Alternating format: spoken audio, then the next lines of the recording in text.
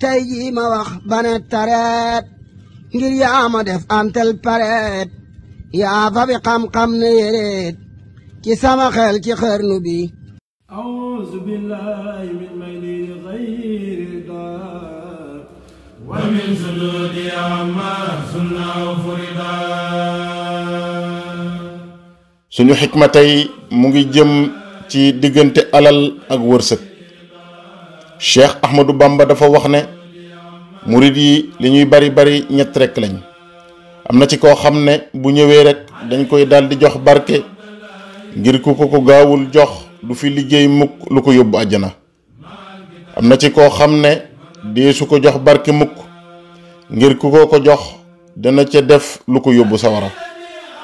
am na ci koo xam ne du kii du kee ku ko teel a jox barke dafiy daldi jóge maanaam génn àdduna du ci jariñ ay mbokkam.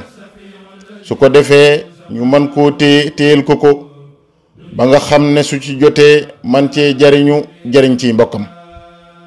Cheikh Abdoul Ahad Mbacké teg ca ne wërsëg kenn du ko gàttandu da ngay nekk ci li nga war a nekk def li la war bu ko defee yàlla aji wërsëgal ji dikke la ak wërsëgam.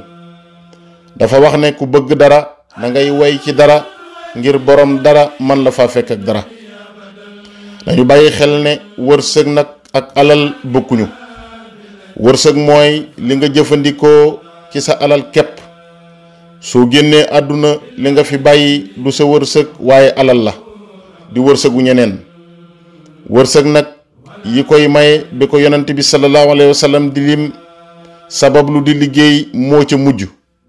dafa wax ne li jiitu ci liy joxe wërsëg mooy juróom yi: ragal yàlla, wakkirlu ci yàlla, saxal julli, saraxe, istixfaar maanaam di tuub lu bari.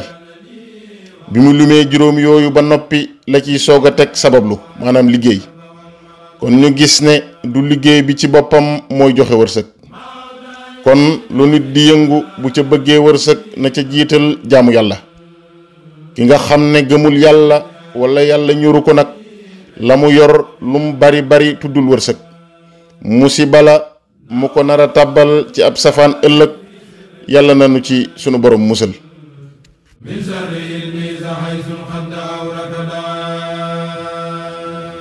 tey jii ma wax bane tareet ngir yaa ma def antel pareet yaa fa bi xam-xam ne yéreet ci sama xel ci xarnu bi.